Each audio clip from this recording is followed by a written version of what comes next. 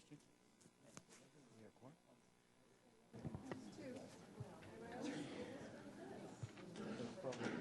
Good afternoon. I see that we have quorum, so I'll call the Special Committee of the Whole to order. Are there any declarations of pecuniary interest with respect to the two items listed on our agenda? Okay. There being none, we'll start with our presentation from Grant Thornton. But prior to doing so, there may be some questions or some information that relate to Newmarket Hydro that are of a proprietary nature and have commercial value. So I would ask that if you have any questions or comments, that they be contained to the information presented in the presentation, and if any more detailed or specific questions on specific items should be directed then to either the clerk or the CAO, most likely the CAO, since he's the shareholders representative on the board, on the holding company board. So having said that, I'll turn this over to Mr. Shelton for your introductory comments, please. Thank you, Mr. Mayor. As indicated on the agenda, you'll receive a presentation from Troy McDonald and Brent Jackson of Grant Thornton, consulting firm regarding Newmarket Tay Power. And just a little bit of background on the review. In the last term of council, last spring roughly, council directed staff to review certain components of Newmarket Tay Power, more or less a peer review to take a look at how Newmarket Tay Power stacks up against other utilities in a number of areas. And those are going to be talked about in the presentation in terms of the utility. Just to refresh, Newmarket is 93% owner of Newmarket Tay Power. It's a shareholder, with the other 7% being Tay Township. Staff retained Grant Thornton to carry out this review so that it would be an independent third-party review after going through a process, and that review has been taking place over the last 3 or 4 months, roughly. So we have our president here today to also be in on the presentation to assist in answering any questions. So if there are questions, as the mayor indicated, that relate to the presentation between the Grant Thornton representatives, our president, Paul Ferguson of NT Power, myself will try to address those. If there are questions, as the mayor indicated, that relate to property or strategy of hydro, they could be provided to us, and we could provide council with a response to all council members relative to those questions. And if warranted and subject to advice, there could be the need for a closed session in the future. And if that is something that can be done based on the questions, we would do that as well. So we have provided council with some confidential background information as well. This presentation will focus on the information that is considered to be public and not something that relates specifically to the business interests of the corporation. So I think with that, and the last thing I wanted to say is we had hoped to have the presentation out to you on Thursday, and that just did not happen. So I apologize for that. It is in front of you. You did have the background information that gives you a little bit more detail in that regard, but we'll now turn it over to Grant Thornton to make the presentation. Councillor Kerwin? I was late. I apologize. I was attending a mass for Carmen Minicello on behalf of the town, Mr. Mayor, so that's the reason I was late. Thank you. We did request any pecuniary interest, Councillor Kerwin, just prior to your arrival? None? Okay, thank you. Great. Thank you very much, everyone.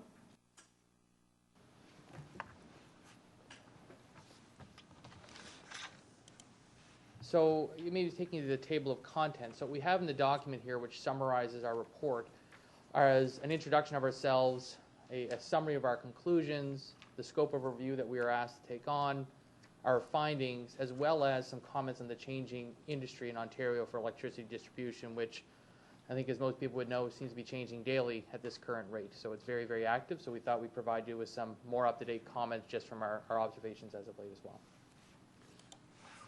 As a point of introduction, my name is Troy McDonald, so I'm a partner in our corporate finance and infrastructure group. My background is in the power industry, so I used to work in the mergers and acquisitions group at Emera, which is a large integrated power utility in eastern Canada and the United States.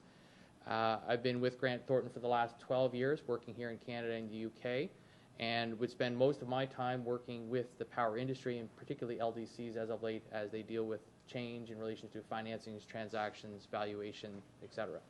So, Brent, you want to introduce yourself? My name is Brent Jackson. I've been working at Grant Thornton for 10 years now. For the last 8 years or so, I've been in the corporate finance group, and I work closely with Troy on all of the kind of power engagements that we've been doing in the last several years. Thank you. So from a scope of review perspective, there's a few primary pieces to it. So firstly, there was a potential transaction analysis, which looked at the financial and operation issues that should be considered if you're looking at a sale or merger of NT Power. We've also done a benchmarking in relation to the hydro service rates to understand how the rates of Newmarket compare to comparable LDCs as well as the industry at large. We've also looked at the service level benchmarking in a similar fashion. From an industry risk perspective, we've identified what would be the major risks, which we've summarized here from LDC ownership and how they fit vis-a-vis a municipality risk profile. We've done a review of the governance model for Newmarket, or for NT Power, and provided our comments on that as well. And we've also done a look at service level agreements as far as the ones that exist and the ones that could exist and how we might suggest you consider those. If we were to summarize our conclusion, when we compared NT Power to its peers, it appears to be operating at a very strong level. So from a hydro rates perspective, from a financial statement metrics perspective, service levels, and you'll see that as we go through this in detail, it does benchmark well. It would have a very strong conservative balance sheet, so it's in a very good financial position. So overall, NT Power benchmarked very well as we were comparing it to its peers. From a governance structure perspective, it was also a very common governance structure that we would encounter working with other LDCs in Ontario as well as more broadly. So from that perspective, it was very consistent with what we would expect. And as you'll see when we go through our findings, we did benchmark it against industry standards from a governance perspective. Big picture when it comes to the financial and geographic position of NT Power as an LDC, it would be very well positioned with the growing amount of consolidation that's occurring in the industry. So obviously from a geographic perspective, there's lots of many players around you. You're in a very prime market position that way. Financially, the utility is performing well and has a strong balance sheet. So subject to what the shareholder decides it wishes to do in terms of consolidation, whether that's stay the course, explore mergers, or other options, it is well positioned for any of the options you might choose to pursue. In addition to that, we would suggest that the current strategy, which we did review for NT Power, makes sense to us.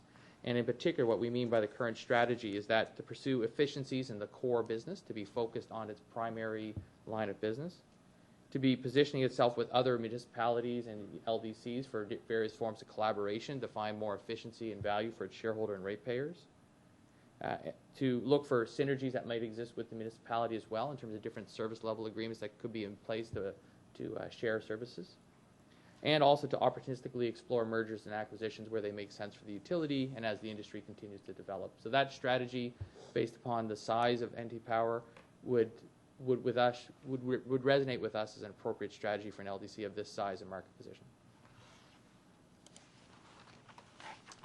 On the next page, we undertook an exercise to look at what does it mean for the shareholder from a return on investment perspective. So what we did is we looked at, based upon the LDC as it stands today and its potential value and the different options you would have, and you compare that to your status quo, which is to maintain a standalone entity versus a merger option, what does that mean in terms of economic returns? And what tends to happen when you compare these two is that the incremental return you get is driven by the synergies that can be realized by putting two utilities together. But one of the things that happens in the industry is the regulator only allows those synergies to be kept for so long. So traditionally it's been 5 years. There's actually been a recent change in the last month where they've actually extended that now, so you can keep it for a 10-year period subject to sharing with the ratepayer in the final 5 years of that period. So what you'll see here is the return we're calculating is that by merging your LDC, you would get a 7.1% IRR, which is effectively your return on your equity and your investment, versus the status quo, which gives you a 6.8. Now, this was prior to the recent change under what's referred to as the MAD rules. So with that change, I would expect, and what we've seen in other cases, is that increase, that difference, would go from 6.8 to 7.1 to more like 6.8 to 7.5, 7.6. There's going to be an additional economic gain to be had there. So from a merger perspective, there is an economic return to be had. It's not a major return, so you wouldn't want to make that decision solely based upon the financial component. You'd want to make sure strategically it's leaving you positioned where you'd like to be. But there is a gain to be had there. We also considered what would happen from an outright sale perspective. So is that something you should look at or not? And while we think it's something that should always be, as a shareholder, as any good shareholder, something you're actively monitoring, in the current space as it exists right now, we wouldn't recommend it today. And the reason for that is there's 4 primary reasons. One of which is the market conditions are currently uncertain. So you have a number of larger mergers that are occurring in the marketplace.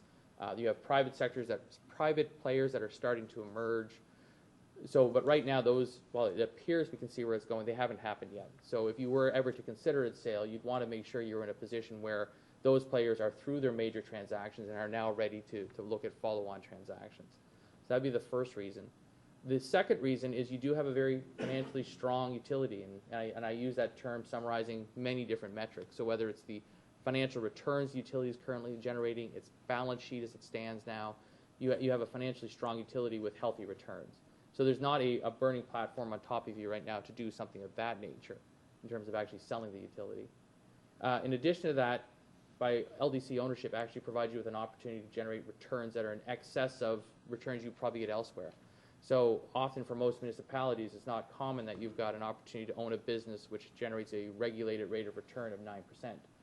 So when we look at that, we often think that Ontario municipalities, subject to the other qualitative considerations you'd want to factor in, but from a pure financial perspective, it is an interesting way to get that kind of return, which obviously helps the municipality's finances as well.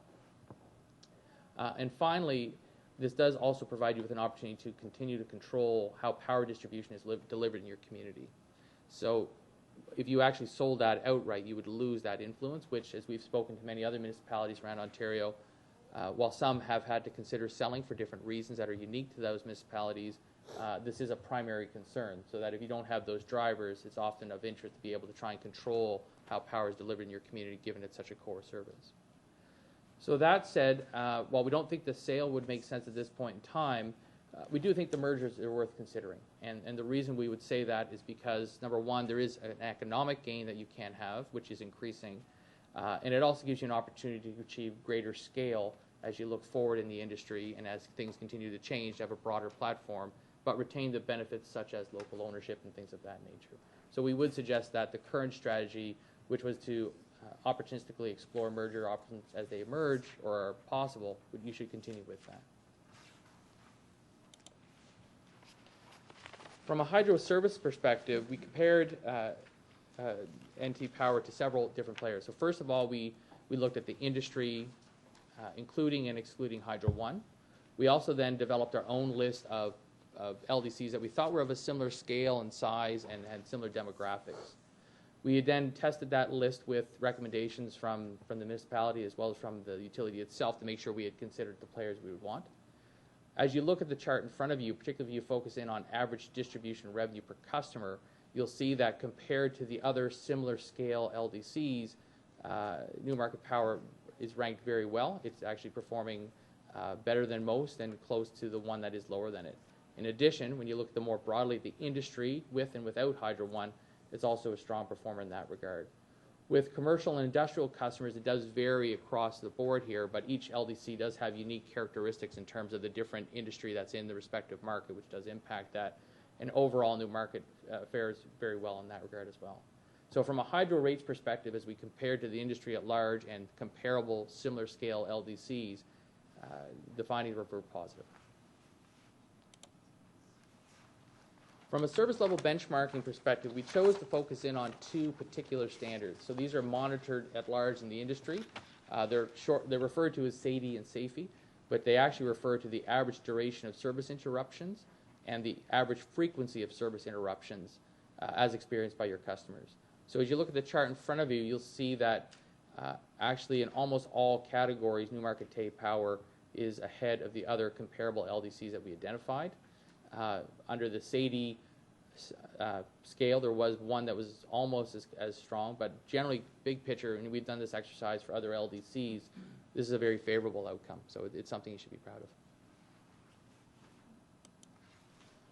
So from an industry risk perspective, while there's lots of industry risks to be considered, what we're trying to do here is help provide some information that, as an owner of an LDC, what are the risks that you're taking on, and how does that fit vis-a-vis your risk profile tolerance as a municipality?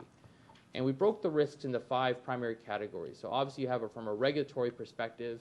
It is a regulated industry, and the OEB can come up with decisions which may or may not be favorable to your LDC. So that is the first risk that's there. Now, that said, the OEB does have an incentive to make sure it has a healthy, vibrant power industry that's successful. So its interest would be somewhat aligned with you as a shareholder, and then obviously they're primarily focused on the ratepayers and making sure the ratepayers are looked after, which is also very aligned with the municipality.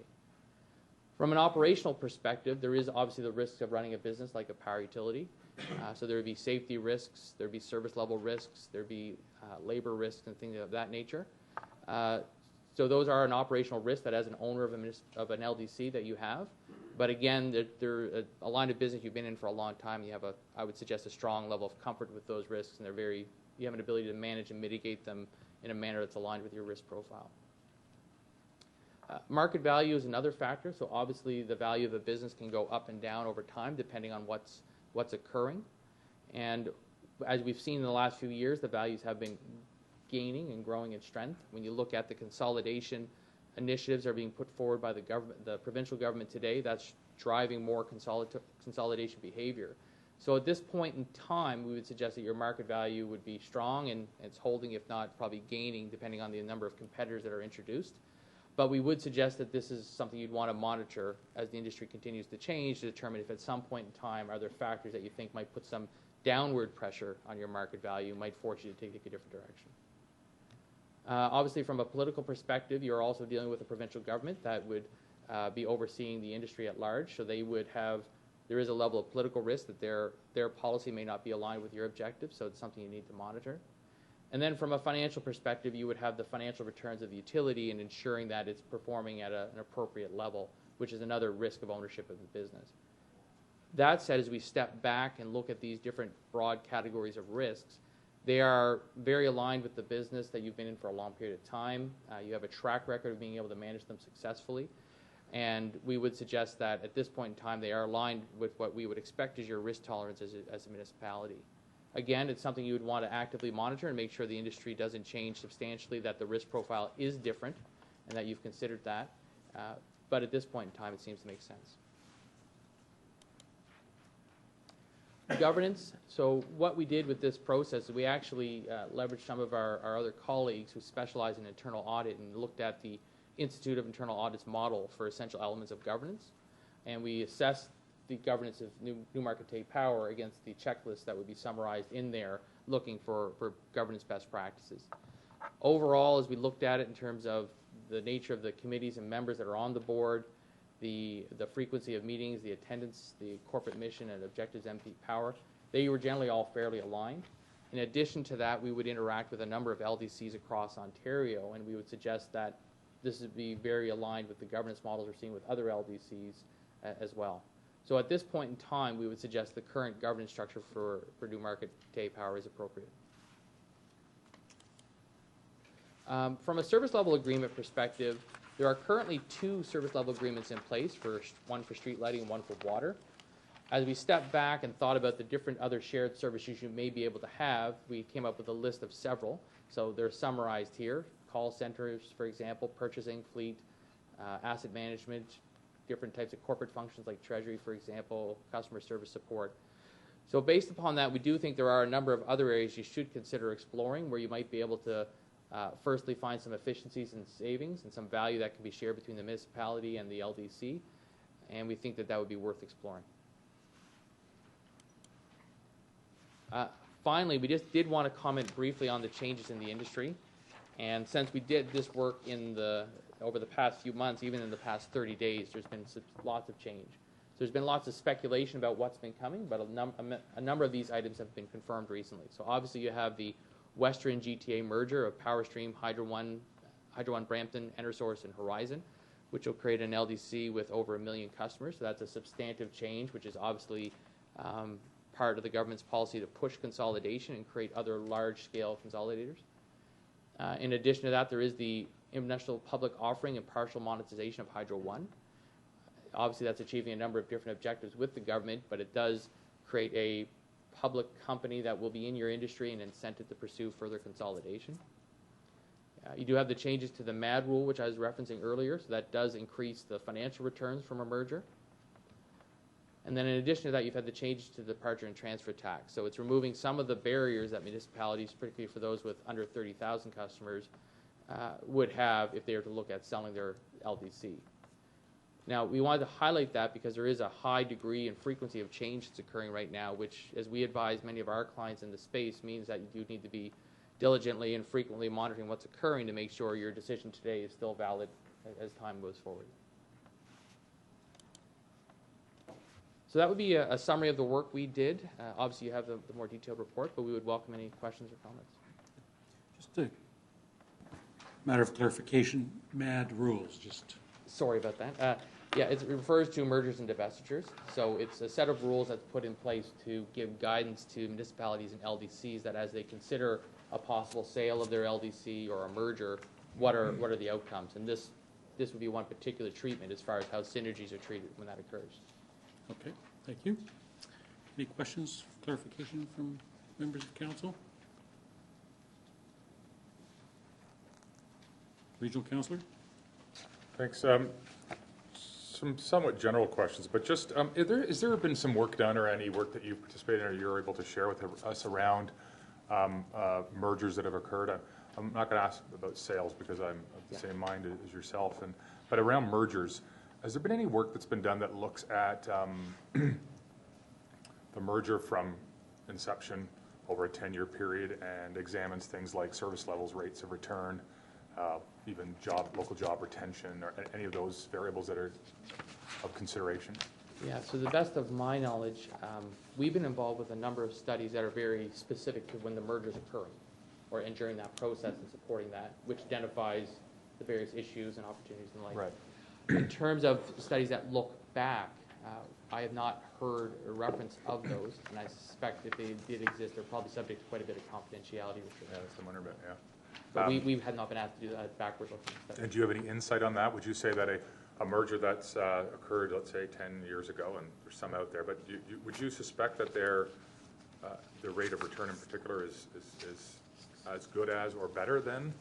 Or is that driven more by the regulatory framework than by the nature of the merger or how it was written? Yeah, it's driven by both. And, as I just sort of think in my own mind of different LDCs that we've worked with or are familiar with, and I think about the mergers they've done and how that's come together, we've generally seen them referred to positively. I've not seen the boards of those LDCs who are now dealing with merged entities raising a lot of angst in terms of our financial results working out the way we thought. Mm-hmm. How is our service level holding up? What's the impact on our customers? Again, it's a very, arbitrary comment, but from our own experience, it's been a positive reaction. But I think the key goes into that planning stage up front of making sure you're merging with somebody who's of a like mind, similar municipality with similar types of issues, so that you're not fundamentally disconnected from how one party might want to proceed versus the other. So I think it probably drills down to the homework up front and making sure that from a qualitative and a strategic perspective, there's a lot of fit between the shareholders. What about, and I said I wasn't going to ask, but just you said you haven't heard much, I think I'll use the word, but you didn't use it, remorse from those who've gone through mergers. What about from sellers? Have you gotten a sense that those who have sold in the past outright or perhaps have some seller's remorse? And what's the big risk there? I know you're not recommending for it, but is it their ability to get that similar type of return in other forms? Maybe a few comments around selling. I think what we have seen for some of the LDCs and their municipalities have sold, it may have made sense because they were very small LDCs that would have had a challenge to keep up with, frankly, the degree of change that's occurring in the industry and the increasing demands that are being applied. So I think from that perspective, the comments that I've heard have been fairly positive. That said, though, I think as you start to look at different municipalities and LDCs of differing size, if you don't have that kind of pressure, if you don't have to worry about can we actually operate this business, then I think it starts to make sense because you're looking at the merger side of the equation and, can we continue to be an LDC shareholder in a way that we feel comfortable with? Can we continue to get that higher level of return that is good for our community? And can we still have a sufficient amount of influence so we can make sure our ratepayers, taxpayers, customers are being treated appropriately and getting what they want, combined with having some ability to have another lever available to you to help incent economic development by how your utilities invest in the community. From that perspective, I think it's been fairly positive, is what we've heard. Just a couple more quick questions. And the sampling of the five comparators.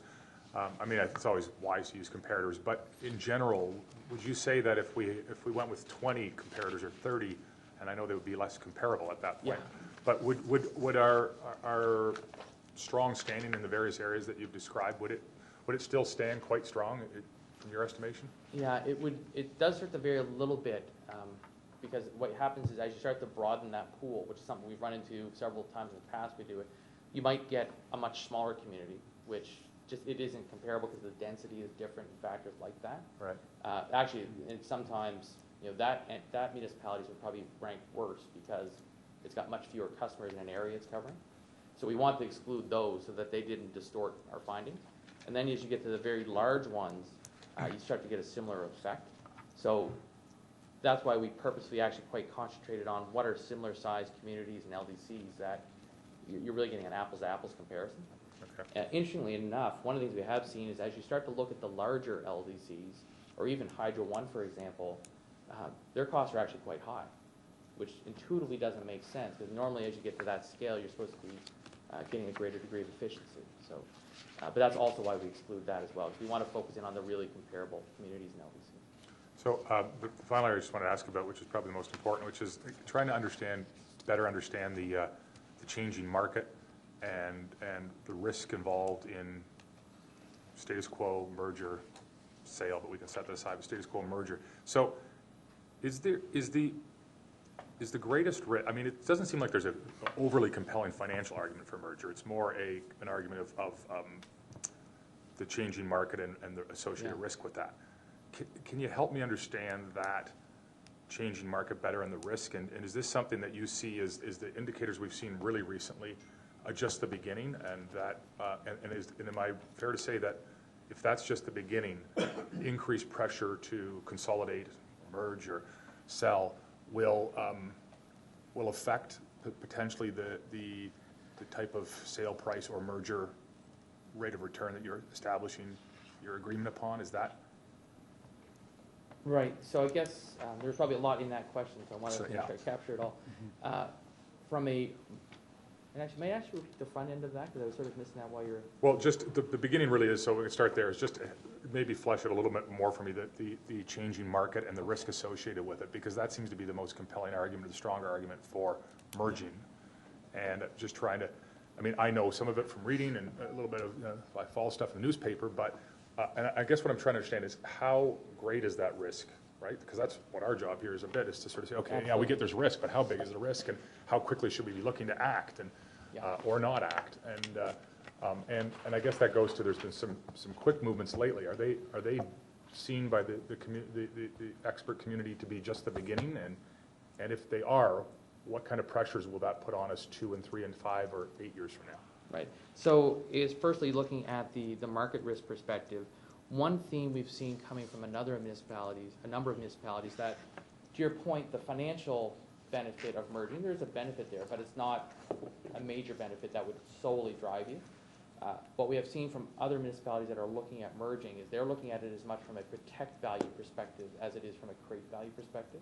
They think there's a prize to be had there, creating value, but they think the bigger piece is, can we get up to a bit larger scale that lets us deal with the amount of change that's coming at us? And there's different change coming from a regulatory perspective, obviously, government policy perspective, even technologies are changing that will impact the industry.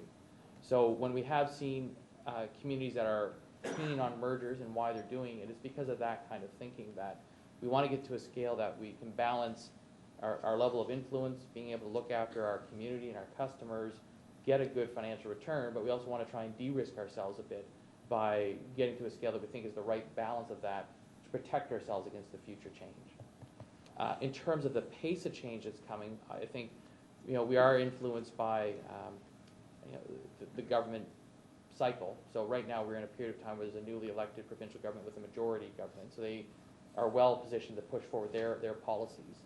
And so I think we are definitely in a period of rapid change, which I suspect will continue while this government's in place. And then it would be subject to the changes afterwards as far as if that government comes back, will they be able to continue their agenda or not? But at least for the near term, we are expecting a continued rapid pace of change. So I'll stop here because I could ask them forever, but the last question, I guess, I'll just rephrase a little bit to try to get a bit more specificity, and I can understand why you don't necessarily want to, but I guess what I'm wondering is the risk of not merging, because I'm looking at it and going, look, we've got to be blunt, we've got a great scorecard here. We've got a very strong utility. We've got local control, et cetera. And what is the risk in not merging in the 1 to 5 year period? Is it that we're not nimble or big enough to respond to some of the demands on us, or is it that we could actually be forced to merge or sell if we don't act, and that could have a negative financial impact? Or is it more just about how able you are to handle change? Yeah. So I guess maybe just thinking about other situations that are similar, where we have municipalities that are looking at this issue.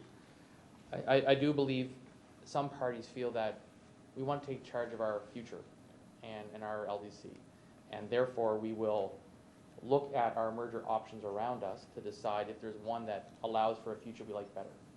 And they do feel that they need to move on that because they want to control their future and make sure that they have choice in terms of where they go. So we are seeing a lot of that kind of thinking in the industry.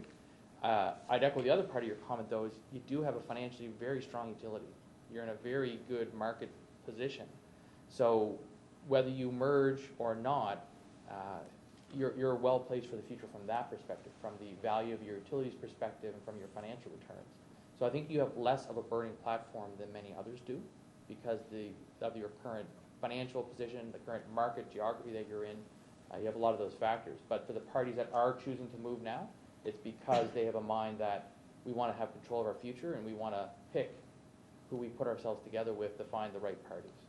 Okay, I know I should have saved my last question, but this will be the last one. I'm going to paraphrase and tell me if I'm getting this correctly, which is, I think I'm hearing you say that at least in the 0 to 5 year period, given no other substantive, earth-shattering regulatory change, that you would say, look to merge only under the right circumstances with the right partner, and otherwise the status quo is fine.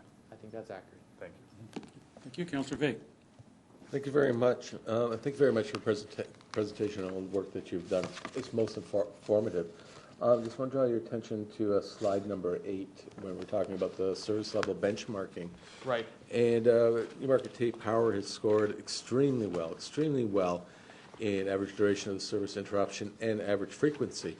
I'd just like to know a little bit what's underlying that. Is it because we're 14 square miles, we're just in a very condensed area, or is it because we're investing a lot in an area where perhaps others are not? I just want to know a little bit, what are we doing right here? Absolutely. Well, to put this in perspective, we've done this same exercise with other communities, and the results aren't nearly as positive. So I think, frankly, you should pat yourselves on the back for a job well done in that regard. That said, I do think you have, as you're touching upon, you have several factors coming together here. The utility has been run in a conservative fashion with a focus on making sure that it's running well. You have a geography, as we understand it, that gives you a high level of density, which is helping your cause. So that also allows you to focus your investment dollars on where they're going to have the most benefit to preserving the performance of your utility. So I think you have a blend of these factors coming together, which is driving a good outcome, which is frankly an industry-leading outcome in many ways. Okay.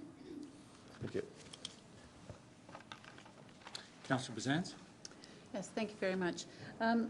I really appreciated that presentation, and just kind of wondering, though, from the standpoint of if we were to sort of consider opportunities or options for merger, what might we be looking for in terms of who to partner with? Right. And, it seems that we've got a very, very strong utility right now. We have great rates and low, among the lower rates, and our OM&A is very effective. So what would we be looking for in another partner, LDC, and what would they be looking for from us if a merger was to be considered? Yeah. So I've seen that approach from a couple of different perspectives, but as I step back and think about it, and I'll comment that in a moment, I would suspect what you're looking for is, firstly, who can we merge with that's not going to hurt our rate structure, that's not going to cause harm to our customers.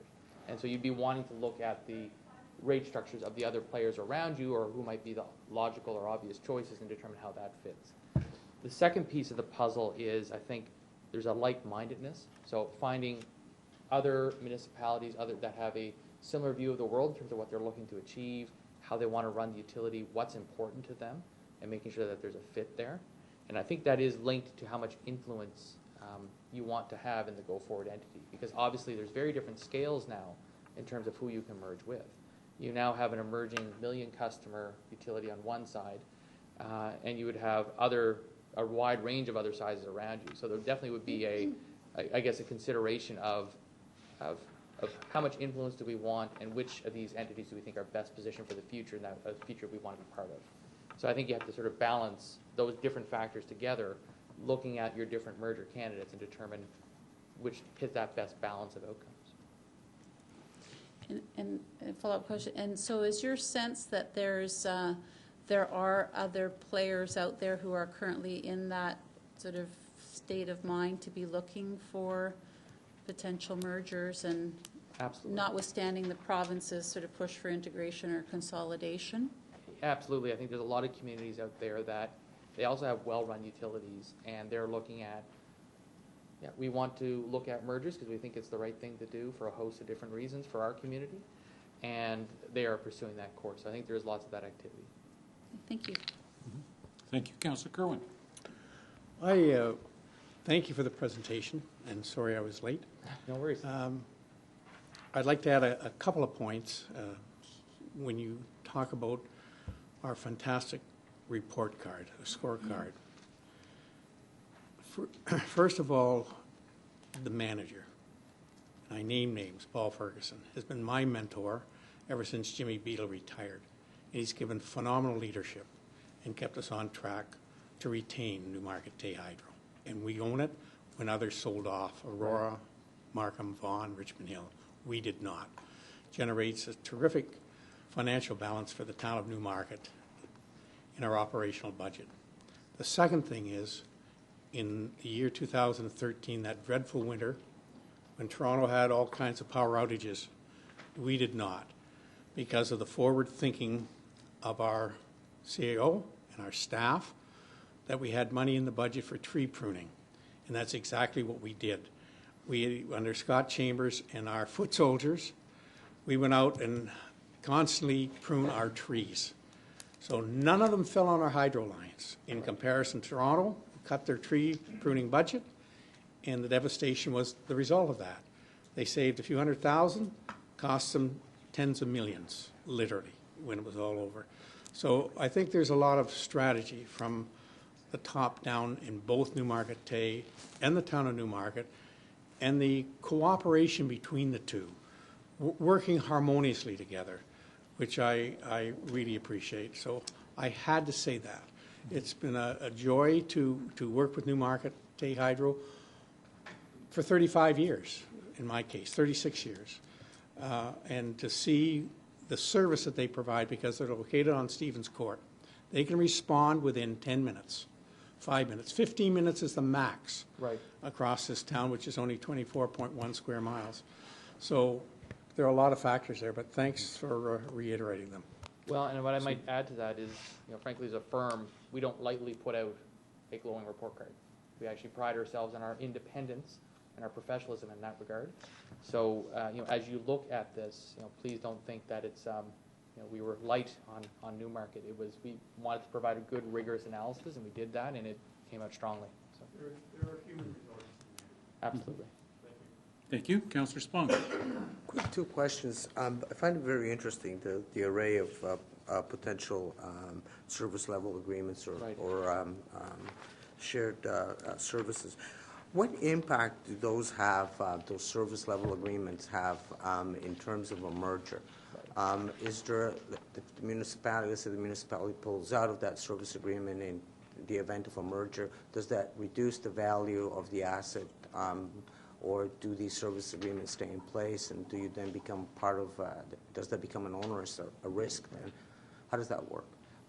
It actually, from what we've experienced, is it works out relatively well because the service level agreements will generally add value to the utility because they're going to share some costs, which creates some efficiencies, which provides a stronger rate structure as well as some incremental return, hopefully. Generally what happens is when you go to merge with another entity, they'll probably have their own service level agreements. Sometimes you can have a combination effect that actually gets you another layer of efficiency. But generally, because these are tended to be structured in a way that are adding value for both parties, they continue on. So there's always obviously an exercise up front of making sure that everyone understands the service level agreements and the obligations underneath them. But assuming they've been structured in a way that is best practices and is fair, then they will generally just continue on. So they shouldn't be disrupted by a merger as long as they're set up right the front. Now, the second question I had, if I recall back a few years ago, and I believe that was an outright sale of Aurora, I believe, to PowerStream. And you've also mentioned through the presentation that there had been some reverberance or some dissatisfaction with level of services from some customers. And I can't remember the slide here. That were the result of write-out purchases or not. But if I think in terms of mergers, and I look at the great what is it called, Western GTA merger, and I was to think of myself way back years ago when Aurora thought, okay, we're selling, but it could have been for all intents and purposes a merger at that point with PowerStream, and now you're part of a 1 million. Customers' operation. When does the risk, because the greater the fish, the greater the predator, at what point you stop merging? Or at what point do you run a risk of becoming too appetizing a prey for some of the much larger conglomerates such as the GTA, the Western GTA? So if I heard the question correctly, you're asking at what point are there too many mergers because you've gotten to a size you might attract. Or you're getting too big. Yeah. So I think there's a few answers to that. There's actually a merit in merging of getting yourself to what I'll refer to as a platform or a size that's large enough to be independent and continue on its own and have the parties at the table with you that you're comfortable with. So I think there's that aspect of it. We've been part of several conversations with other LDCs about what is the right size. So 10,000 customers to 1 million plus customers, where's the right spectrum? And I think the answer is obviously a little bit different in each community, but I think there is concern that if you get too large, you start to lose your ability to have local influence and provide benefit for your community. So there is it's not a hard and fast answer, but there is definitely a too large to the spectrum and there's a too small to the spectrum. And it's a matter of looking at who are in your particular communities, who are the right parties to pull together that get you to a size you're comfortable with that still lets you achieve your broader objectives, but not so much to the point that you have no ability to influence. Thank you. Thank you. Thank you. Under the governance model, you referenced Internal Auditors Association. Yes. How do we stack up with respect to the direction of the OEB under the governance model? Right. So we did focus our work on the Internal Auditors Association. The OEB governance standards, and we've had this discussion with others, they are definitely in a state of evolution, and we expect there might even be more evolution coming. So at this point in time, we didn't focus the comparison on that. Although I would note, and one of the things that we were struck by is there was a healthy amount of independence on your board of directors, which I think speaks to what we've seen the OEB going in terms of their direction, as well as even just the broader government policy. So you can see the board changes that are happening around Hydro One, for example, and more of those combination of independent board members. Okay, the next item is with respect to the synergies. Did I hear you correctly? If there is a merger and there's some value capture through the synergies, that those values benefit the shareholder only for a period of 5 years and thereafter reduces rates? Is that correct? Right, and it's changed a little bit. So, and it's always been a bit of a hot button issue because you have the risk of merging and creating those savings, then you only get to keep them for a few years. So what has happened is there's been a very recent change where from that 5-year period, it's now been extended to 10 years. And in the back 5 years, there's a sharing with the ratepayer, between the ratepayer and the shareholder, rather than previously where all of those benefits went to the ratepayer. And that was the point we were trying to touch on, is that with that very recent change, the returns that we were quoting in this document, they will have improved. And from the math we've done in other circumstances, it's not uncommon that will increase your return by 50-plus basis points, which is material for a merger option. Okay. Now, the other item with respect to service level agreements, you address service level agreements between the utility and the municipality. Correct. Did you review any of the initiatives underway in terms of the consortium, the purchasing group, the billing group, or what's it called, Paul? Customer First? The Customer First Consortium, which is with the other utilities.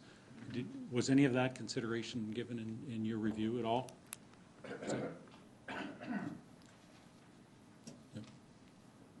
Not at this time, Mr. Mayor. Okay. Things like that will be looked at going forward. Right now, Customer First has strictly been focused on the new conservation framework. Okay. So there's still added benefits. In addition to damn fine management, we're going forward with even better management. Okay, good. Great, thank you. Very thorough review, and good to hear it. And what's important, as part of the council undertook this review as part of our own due diligence. This is a fairly significant item on our balance sheet, and it's good to hear that we're in good hands as far as the investment goes, and that the prospects still require careful consideration and pursuit of opportunities, and I think our council needs to hear that. And we've got a great board and a great management team managing that asset, and that's important for us to know as well. Any further questions? If not, it would be appropriate to receive the presentation, refer it to our Hydro Board for consideration and recommendations. Any further thoughts, Mr. Sheldon? Thank you, Mr. Mayor. I think that would be quite appropriate. The review was done by Newmarket as a shareholder, but it would be appropriate to share the results with the Hydro Board and to ask them to respond to some of the findings, to comment on them back to staff, and we can bring a further report into council. Thank you. Thank you, Councillor Kerwin. Seconder, Councillor Vague. Any further discussion? All those in favor? That is carried. Thank you.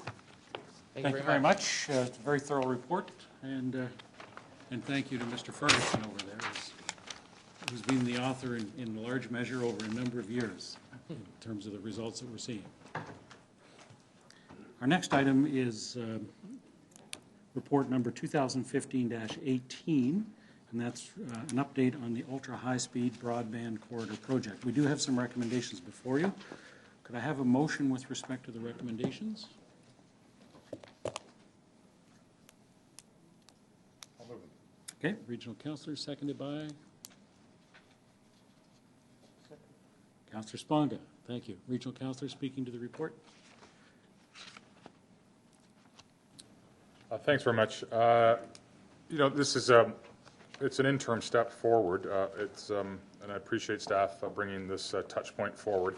Clearly, this is an area we've been working on with several community groups and organizations, and also with our staff and our Economic Development Advisory Committee and many others. And so we're progressing to where we want to be, which is to have a full understanding of what the options and opportunities are in front of us and an associated business case.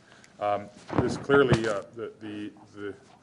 the meat of the information is yet to come. We're going to see what the results are through this process that staff will undergo, and in working more fully with the proponent. I think that's where we'll do the kind of analysis and have the greater understanding that we do here with the Hydro report.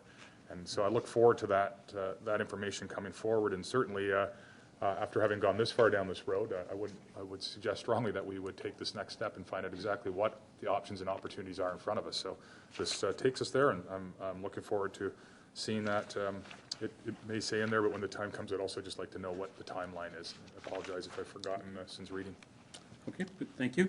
Councillor Spong, I'll have you speak to it as the seconder, and then I'll ask councillors' support to stand down the motion, because I believe, although it's not on our agenda, we do have a deputation request, do we not?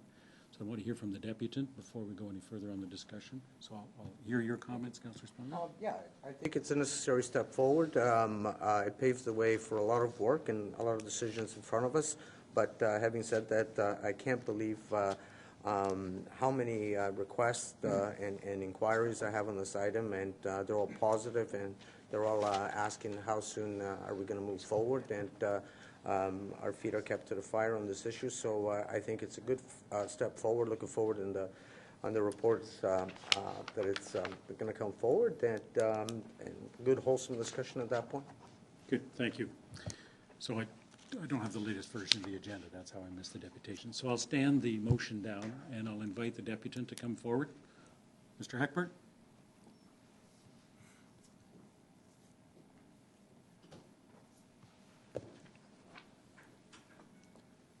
Mr. Mayor, thank you, Council.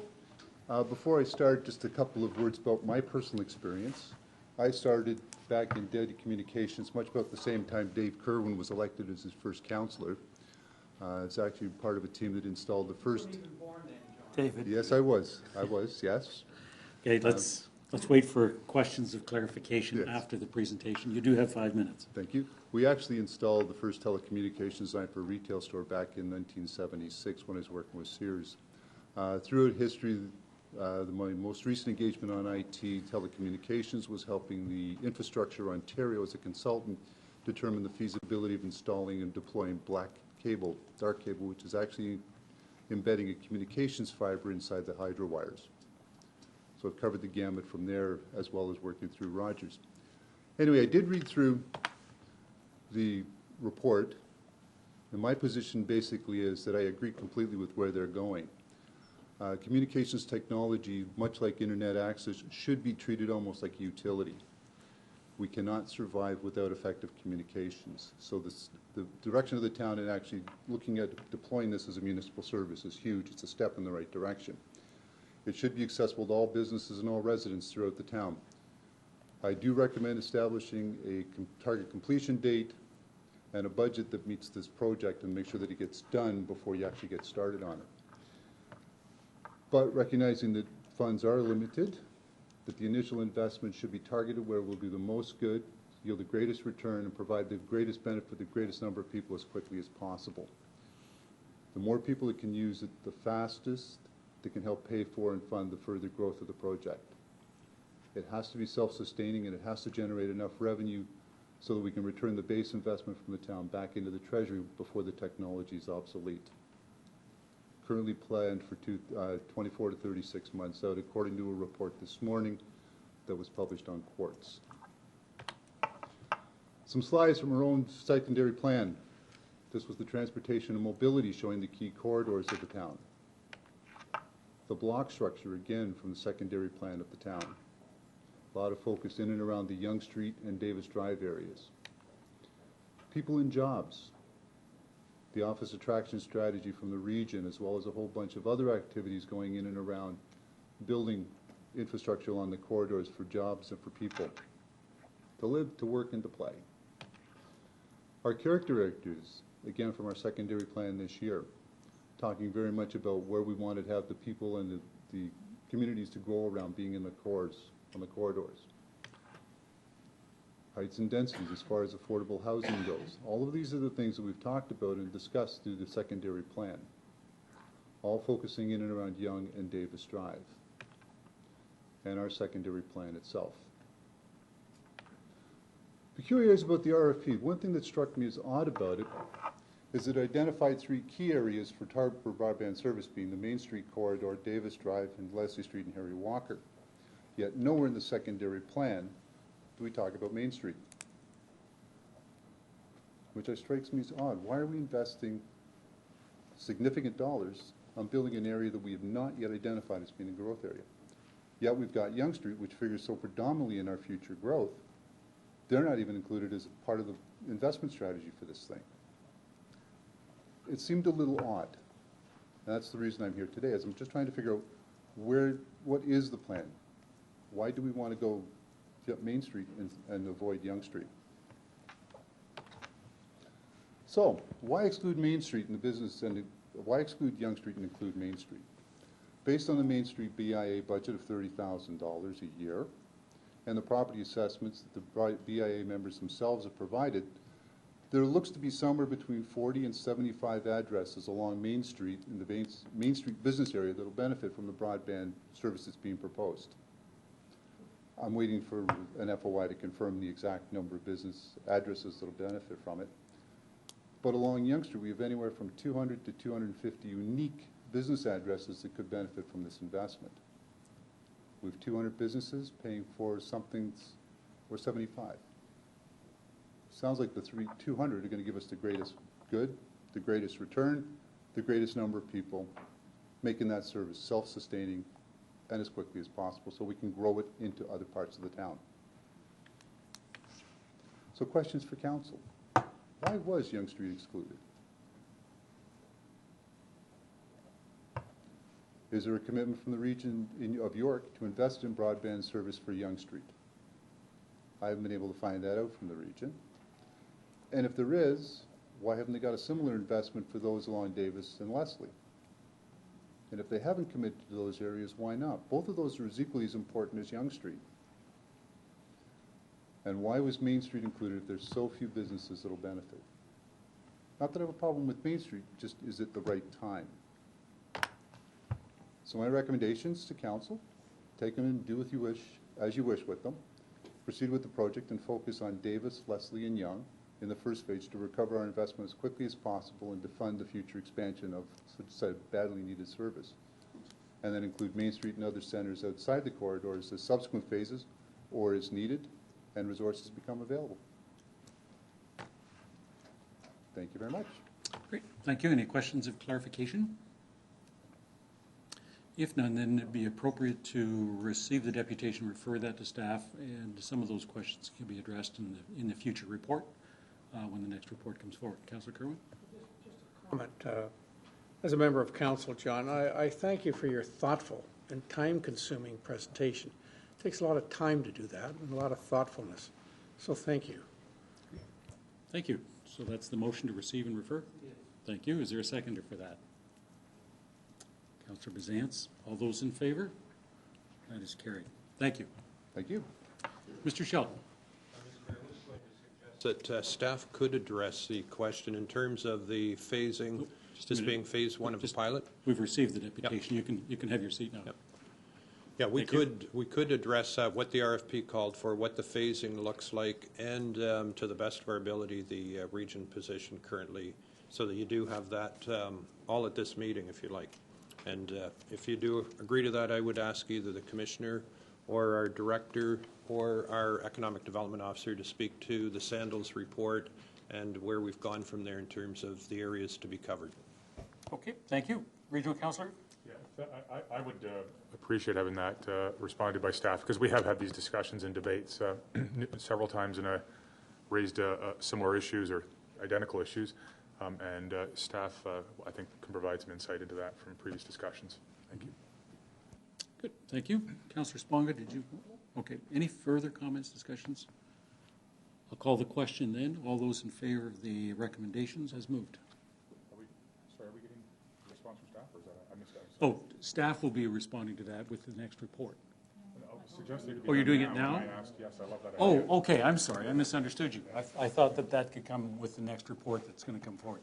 But go ahead, Mr. Shelton, then. I'd ask Susan Chason to start out and possibly supported by the economic development officer. So Susan, if you want to start out, please. Okay, Susan, please. Okay, through you, Mr. Mayor. We hired a consultant last year to do an economic impact analysis of the various areas within town that we could focus our gigabit strategy on. Through the community consultations and looking at the businesses that were in place and some of the challenges those businesses were having, as well as the overall benefits to the community at large, not just the businesses, but the residents and other things that were going on. Those consultants identified the corridor that we mentioned, the Harry Walker Davis Main Street, as being the most likely to have the most immediate benefit. There is the most immediate need right now for this type of service along those corridors, And with the construction that was going on and all the other changes that were going on already, it was a really good fit. Yonge Street, we did ask specifically about Yonge Street, recognizing that it is one of our corridors. But because of the pending construction that's going on along Yonge Street with the Viva Next and everything else that's happening there, it was decided that we needed to hold off on that as an area. It has been identified as our Phase 2 priority, though. In the meantime, we're also negotiating with York Region as the construction goes along Yonge Street, that we have access to conduits, either building our own or sharing or leasing or something with them, so that we can ensure that the service will be available as soon as that construction is nearing completion. Okay, Chris is going to add to this. Okay, Mr. Kelly? Thank you, Mr. Mayor. One of the other reasons for bringing it down into the Main Street area, aside from the fact that there are at least 3 to 4 businesses that really require it at this time, it certainly, Main Street and the Riverwalk Commons area is very much the primary gathering place of the community, and to be able to offer ultra high-speed broadband, or have the backbone there to offer high-speed broadband to the residents and the people gathering in that area, was felt to be a very strong social, a way to build social support for broadband technology across the community. So if we bring it into the Main Street area, have the benefit, businesses benefit, and then have the community buy into what we're trying to achieve by them using it when they're down there enjoying Riverwalk Commons and Main Street, was a very important factor in bringing it down into that area. Okay. Thank you. Mr. Sheldon. And summarize, the Sandals report did go to great lengths to take a look at the first phase to be serviced by a pilot. This was identified, and so it does cover sort of a traditional industrial area that is underserviced, covers the Leslie Street, across Davis Drive, and down Main Street, and that is referred to in our, I believe even in the RFP, as Phase 1, with further phases proposed.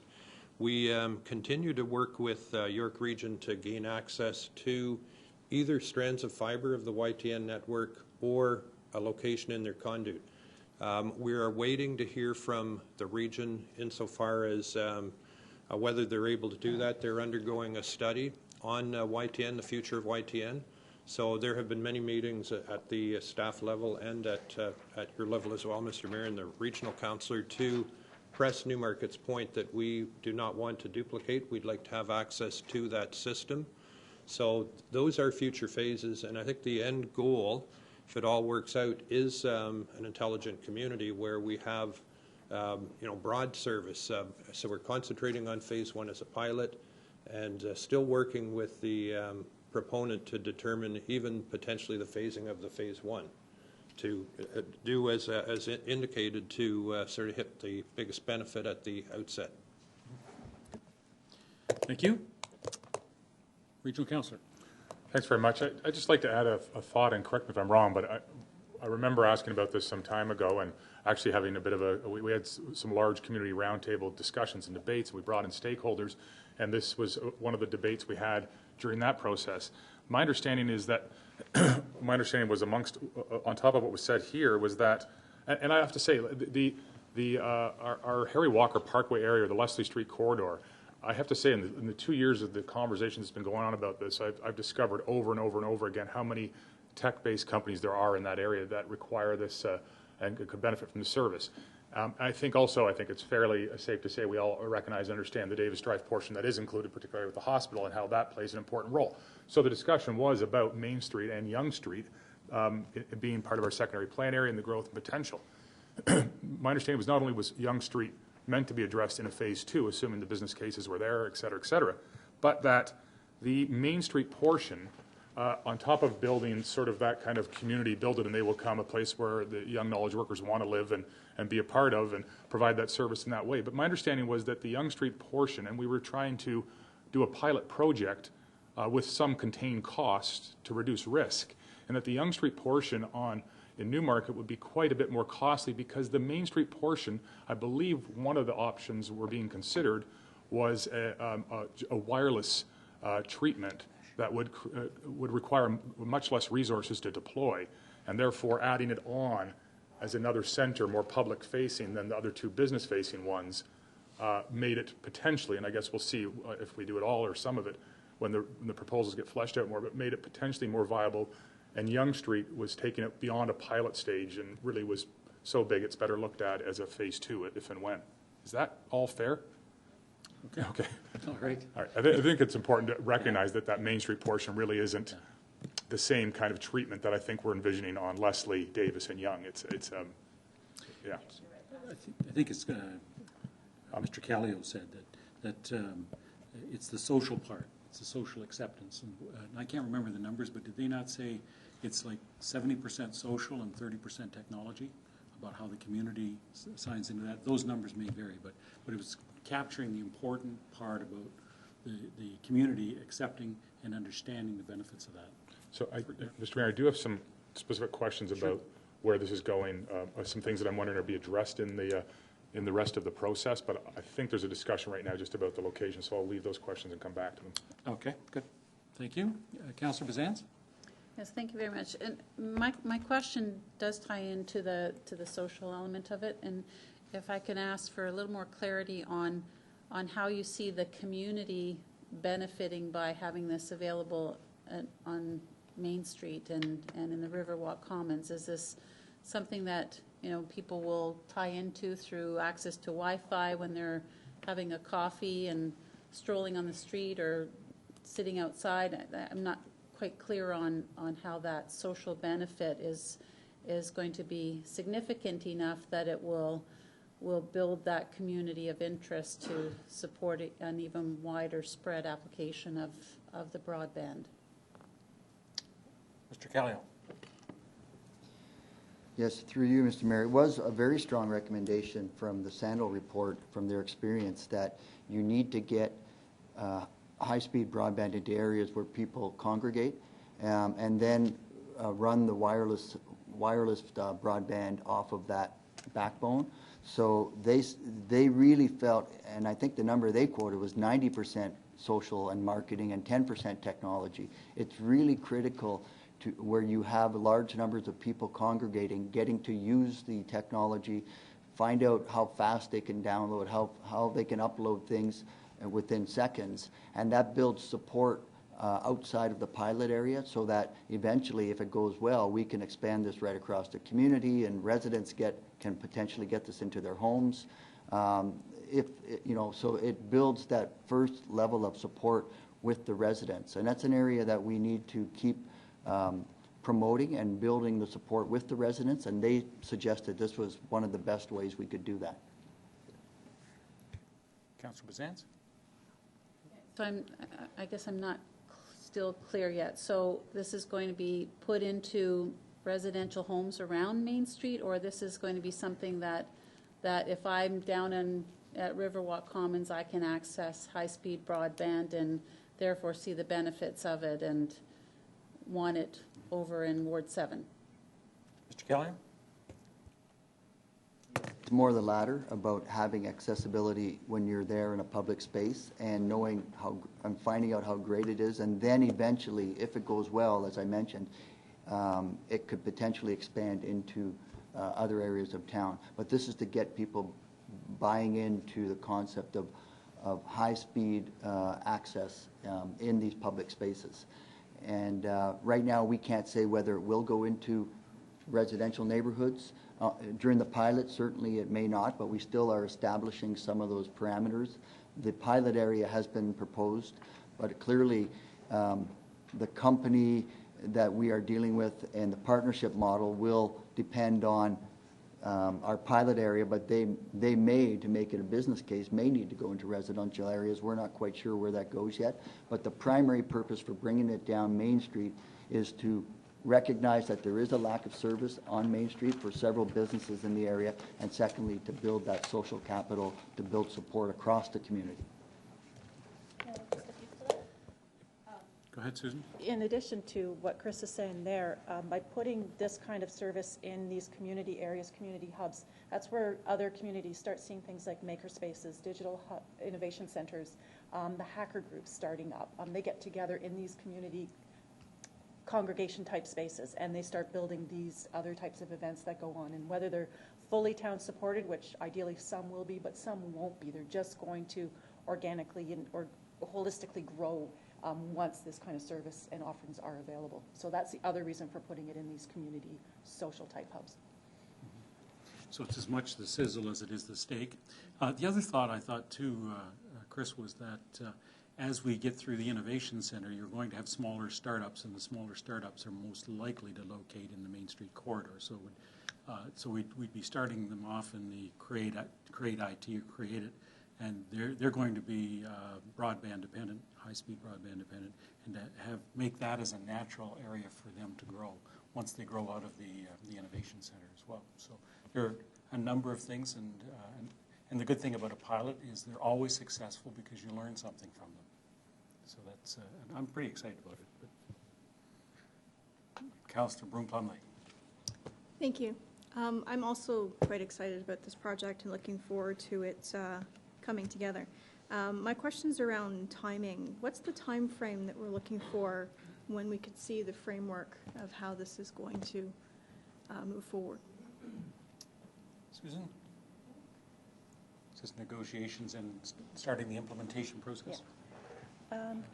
Well, I'll start off by saying things never go quite as quickly as I want them to. We don't know yet is the truthful answer. We just need to start the negotiations. There's so many different options available to us right now. We've pretty much narrowed down various business models. Our goal is that the build will actually start this fall, but depending on the actual final model that's chosen, we won't be able to really finalize that timeline until then. But again, our goal is to start in the fall. And through you, Mr. Mayor, just one more question. And will we be seeing more than one option? We will be analyzing more than one option, yeah. And then I think depending on what those options are, we hope to bring at least a couple forward to council with our recommendations. Thank you. Thank you. Councillor Sponga. I just want to make a comment that, not to take away from the importance of the corridors, especially Yonge Street, I think a lot of emphasis will have to be put on Yonge Street over the next few years.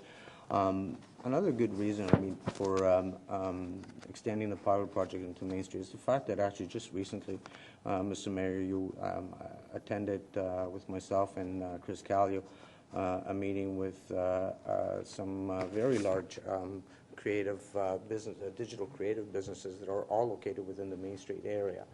And not only that, but I'm also proud to say that even Cassidy's Flower Shop actually won an award for Top 5 Google Town Award. So the time is there for Main Street, and we're starting to see a lot of that innovation, and we're starting to see people, businesses that have been on the street as long as Cassidy's being recognized now for their innovative approach. So I think it's very important. Thank you. Regional Councillor? I can wait if you want to go to theirs. Okay. Councillor, you were going to go with a different line of questioning? Okay. Then Councillor Kerwin will bring... Just a question to you, Mr. Mayor, to our economic advisor, Chris Callio. John, in his presentation, presented a return on investment. Do you see a return on our investment financially? I know socially and so forth. I know all the reasons for Main Street and Yonge Street and Leslie Drive and Davis Drive and so forth. But I also talked about being able to recoup the initial investment. What is your opinion on that? I think it's important. I think you're going to be asked to report on that eventually. This report has gone back to staff. I think this will, to be fair, I think this will come out in the analysis of the different business models once negotiations start. Clearly, we have a company here that thinks they can come in and get a good return on their investment, but we are looking at all these different models, and we don't know what model, where we're going to land on, what investment may or may not be required by the town itself. And so I really can't say there's going to be a return on investment. From the business community, there will definitely be a return on investment. They will likely be able to, high broad bandwidth users will likely be able to save significantly on their bottom line. because of what they have to pay right now, both for installation and for ongoing services. So our business community is really the true economic benefiter of bringing broadband, and we've identified probably a dozen companies at this point in our employment area that would, if they could break a contract, would sign up tomorrow if in fact this was available to them. So there's a benefit to them, the business benefit to them. From a town perspective, we will come back to you with that analysis before with our recommendation in a couple of months. Because when we went forward with Honeywell to do the lighting through town, we saw an economic saving to the town over years, and they would recoup their investment. So we'll be able to look at that when this comes back to the rest of council. Is that correct? Mr. McDougall? Yeah, thank you, Mr. Mayor. Just more in a general sense, there are some basic metrics that was proposed by the Sandal report, but just on a more of a global sense, I mean, one of the things that relates to projects like this is to really view it, again, as a new form of infrastructure, which will help position the community to compete not only within York Region, but provincially, nationally, and globally as well. I mean, really, it's a very competitive marketplace for economic growth and development in communities, especially for a community such as ours that's really looking to hang its hat on things like healthcare innovation and other ICT-type industries that really will be heavily reliant upon the ability to move data, massive amounts of data up and down as quickly and efficiently as possible. So this is really, in answer to your question on more of a global sense, this is being viewed as really something that will be a point of differentiation for Newmarket as it compares itself to other communities, and so it will definitely be a driver for economic growth moving forward. Good. Through you, Mr. Mayor.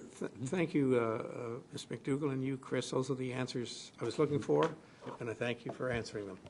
Thank you. The broadband is an infrastructure item, and much like if we didn't have the railroad, if we didn't have the roads or the highways, Newmarket wouldn't be what Newmarket is today to create that economic environment. And broadband is very much like that. And so we don't, do we do business case and return on investment on our pipes and our roads, or do we accept that that's something that we need to be competitive in the economic environment? I think that's Mr. McDougall's point. Mr. Ferguson, did you want to weigh in on this, or did I see that? Go ahead. The proponent, the successful one from the RFP, they are a capable provider, and they are here to add value to their business as well as our community. And I think the discussion we are having with them is there a way of sharing that value with the town, but to make sure the servicing's right. So you ask about the target area from the Sandals report. Of course that's on the table. Everything that the deputant mentioned in terms of looking at Yonge Street and such, all of that will be on the table. Will there be a return on the investment? We will look at that. That's the whole intent of the discussion we're going to have in terms of Wi-Fi servicing in certain areas, or will there be a culture shift in certain areas? All of that has to be discussed. And I think what Susan's put together is a report to say we found a party that's capable and is very interestingly willing to have that fulsome discussion with us. So that's why you see my title in the report. I'm very much looking forward to it, and I'm very much looking forward to the report we bring back to council. So there's no negative here. The whole thing, it's an open book. You can't say, well, why this and not this? These people that we're dealing with, they want to do the whole thing. They don't want just a little bit here. They want to do the whole thing together with us. So I think if there's concerns or questions, wait for the next installment. Thank you. Thank you. Councillor Twinney? Thank you. Just reading through this, our report that we've got, it seems like there's quite a bit of information that I guess staff have already that we don't seem to have in this report. I'm finding, I feel like I've got some holes that are missing, and I just, perhaps, sounds like you have landed on a company. I'm not too sure, it's not even mentioned in here who it is. Is there any reason because of that? And also, it talks about, different, at this stage, there's several different models that are available, but this report doesn't really talk to that as well.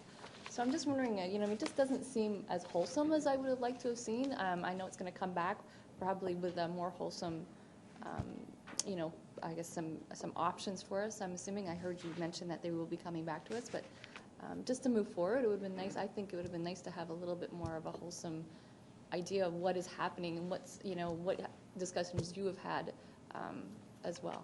Okay, Mr. Shelton, and then Susan. Just in response to that, a couple of points. Number one, the advice from our purchasing areas that the proponent's name at this point is still confidential. So that's not able to be covered in this report. Certainly we can have that conversation with any member of council. In terms of further information, we have not landed on any model. This report was really an interim report to make sure council knows where we are in the process, and that we will be exploring other models with the proponent. As the president of NT Power has indicated, the proponent's quite prepared to talk about different options and so on, but we have not explored them beyond that. So to date, the discussions really have been with the proponent and narrowing it down to one proponent, and it's been a group around the table of staff, Newmarket Tay Power, our well-run utility, along with 3 representatives from the community as well, that I believe 2 from our Economic Development Advisory Committee and 1 other from the Innovation Group, or another from another group that the town works with. So that's the extent of the discussion. So we don't have any more information on models at this point, but we will. And in terms of the name of the proponent and anything else that we can share with you, certainly one-on-one would be quite appropriate. Thank you. Councillor Broom-Plumley. Thank you. This is just a question of clarification as to what it is that we're trying to achieve. We're trying to give more community access to faster, affordable broadband so we can succeed in the digital world. The word being affordable. We're looking to make this affordable or cheaper than what residents potentially could be paying currently. Is that what we're looking to achieve? Thank you. Okay, thank you. Regional Councillor. Thanks very much. I guess my questions here are around the 2, and I don't know what's completely, there's a bit of some information here, but I don't know entirely what's involved in the discussion with the potential proponent or the potential partner. And so what I'm wondering is, there's 2 other key areas, and the mayor mentioned it earlier. It seems to me that if you move forward, if after we see the next report and we decide to move forward on some sort of infrastructure, it's useless without or close to useless without all the other work that has to go along with it, which is economic development work, community engagement work. And so I reviewed the Sandals report and reread it going into this, and there's a lot of discussion here on the recommendation 3 around economic development, identifying regional, national, international partners that would have an interest in the success of this project. Develop the requirements for a continuing education program for Newmarket staff, engage local educators to participate in the development of the requirements. When I go to later in the report, community visioning is a big part of it, the community visioning process. And so my question is, because I know, Susan, you're anxious to move this along as quickly as possible, or is the community visioning process, the community education engagement, staff education, and the economic development portion, and those I guess are maybe one and one, but are they being discussed as possible outcomes with the proponent, or are we moving on those, and are we moving on them now so that we don't get to the end of this process and go, okay, now we have to build for and plan that all-important second component to a successful broadband strategy? Okay. Mr. McDougall. Yeah, thank you, Mr. Mayor. I would say it's a little bit of both on that question. It would certainly depend on the model or models that are recommended for council's consideration. We'll have some influence over the extent that the proponent would be engaged and involved in helping to build that awareness. I know that they are very familiar with the community, and they're very familiar with the potential inherent within the community. So it would be a situation where if we were doing this entirely on our own, it would be something we would have to be very actively engaged in at this point in time. There is some conversations happening internal. That's why I say it's a little bit of both. But the proponent, depending on the model and the structure that would come back and council will be comfortable with, will have them actively engaged and involved. They know this business, they know how to drive this business, grow this business, and know how to engage the public and get them aware and excited about it. So we would want to benefit from their experiences as well. Okay, so I suspect this would have happened anyway, but just can I suggest that the next report, which is a decision point, I suspect, which comes back with all this information about what comes out of this negotiation, that it include a fairly robust section on these two other areas, which community engagement, visioning, education, and economic development, and what the strategy is for both of those, and which part of that strategy is being handled by the partner and which part of it's being handled by other organizations within town. You know, we've got some community groups, our innovation group, but who's doing? So we have a really good plan on. All right, if we're going to build this now, how are we making sure we get our full return from it? Thank you. Thank you. Councillor Bazant. Mr. Mayor, just if I can ask for clarification on what it is we're being asked to approve today, because, you know, I'm hearing that it's a proposed model that will be negotiated and brought forward for us to accept, and I'm also hearing that this is just to give approval for the negotiation to begin with a preferred proponent to develop some different options for consideration, and then we'll have an opportunity as council to look at different options or different models. But the wording here in the recommendation is for support for a proposed model.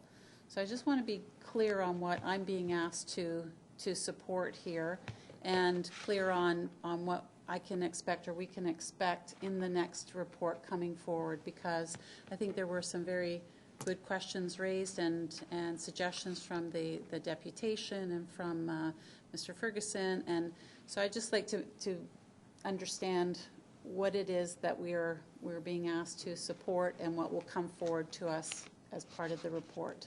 Okay, Mr. McDougall. Yeah, thank you, Mr. Mayor. What we would be looking for from today is really exactly as was mentioned, is to be able to go away and actually review and investigate a number of different potential operating models. But at the end of that process, we would hope and expect that we'd be able to have one that would percolate to the surface as the recommended proposed. So that would come back to council, but as would in that summary of all of the other considerations. So council would have the benefit of all that information, so they know where the conversations have gone and evolved and how it was arrived upon, if it can be arrived upon, a specific single recommendation of a proposed model. But council would be aware of all of the models and the considerations inherent within. Okay. Thank you. Councillor Sponga. Just to provide clearer direction for everybody's interest, would it be then better to amend Section 2 simply to say proposed models? Because, I mean, I'm sure the proposed models and I don't even know if there's a need to add a recommended model or recommended and proposed models, but I'm sure the staff will make recommendations on a proposed model. Is there any reason why it can't be outlined in the recommendation that multiple models will come back? Are we, through you, Mr. Mayor, I'm suggesting an amendment. Okay, or would you be satisfied with this as a direction to staff, that at least two options be provided, or? I would feel better if it was in the motion, but Okay. Either way. So your proposal then is to delete the word A and then proposed models? Right. Governance structure and budget impact, governance structures? And I'm offering that as a friendly amendment. And as the that's, seconder. yep, that's yours the seconder. The regional councillor, do you see that as a friendly enough amendment? So making it plural as opposed to singular? Just to give us a variety. Well, if you're saying model or models, but if you're saying models, then the recommendations requiring that they propose more than one model. And typically when staff do that, they propose a recommended one. So if you're suggesting that they tell us what some of the options are that are considered and or models that were considered and what their recommended model is, but I think we should have a recommended model from staff. We should have a recommended model. I just don't know how to. I just don't want to have a repetition. A proposed model as well as. A proposed model is proposed models that have been together with options. How about that? A proposed Okay, model? yeah. Recommended model? Considered options and a proposed option or something. That's but, good. You know, but I think we I'll have leave to it have with a the recommended model in front of us to keep moving. Okay, so you're okay with that? Absolutely. John, you're the mover? Okay. Any further discussion? All those in favor? That is carried. Looking forward to that. Thank you very much. So it's a work in progress, and good work in progress, I might add. I'll take a motion to adjourn. Councillor Sponga, Councillor Bazans, all those in favor? That is carried. Thank you.